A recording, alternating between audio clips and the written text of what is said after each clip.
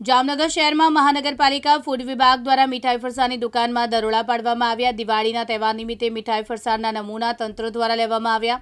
શહેરના નાનકપુરી વિસ્તારમાં હાલ મીઠાઈ ફરસાણની દુકાનમાં ચેકિંગ કાર્યવાહી શરૂ કરાઈ। આ કાર્યવાહી દરમિયાન એક દુકાનમાંથી 15 કિલો જેટલું દાજ્યું તેલ અને 3 કિલો જેટલી મીઠાઈનો નાશ કરવામાં આવ્યો। તંત્ર દ્વારા દિવાળીના તહેવાર દરમિયાન આરોગ્યપ્રદ મીઠાઈ ફરસાણ મળી રહે તે માટે કાર્યવાહી શરૂ કરાઈ। આ કાર્યવાહી શરૂ કરવામાં આવતા મીઠાઈ ફરસાણના વેપારીઓમાં ફફડાટ ફેલાયો છે।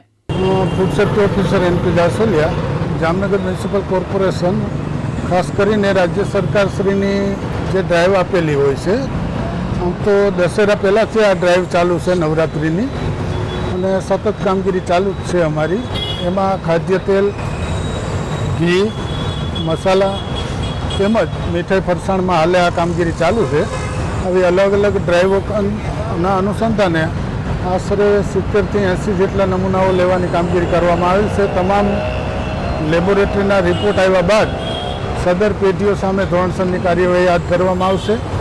રાજ્ય સરકારનું એમ છે કે હેલ્ધી અને સારું ફૂડ દરેક નાગરિકને મળે એવા આશય સાથે અલગ અલગ ખાદ્ય વેરાયટીઓ કેટેગરી વાઇઝ આપવામાં આવે છે નમૂનાઓ લેવાના ટાર્ગેટ। એ મુજબની કામગીરી અમારી ચાલુ છે। તેમજ આ બાબતે અમારે માનનીય કમિશનરશ્રી પણ શહેરીજનોના સ્વાસ્થ્ય સાથે કોઈ ચેડા ન કરે એ બાબતે સતત ચિંતિત હોય છે, અને આ બાબતે અમે માનનીય કમિશનરશ્રીને ડેઇલી અપડેટ પણ આપીએ છીએ। છેલ્લા એક વીકથી આશરે 50 થી 70 જેવા નમૂનાઓ લેવામાં આવ્યા છે અલગ અલગ ખાદ્ય ચીજોના, અને તમામ લેબોરેટરીમાં મોકલવાની કાર્યવાહી કરવામાં આવેલ છે। રિપોર્ટ આવ્યાથી સદર પેઢીઓ સામે ધોરણસરની કાર્યવાહી કરવામાં આવશે। અનિલ ગોહિલ, દિવ્યાંગ ન્યૂઝ, જામનગર।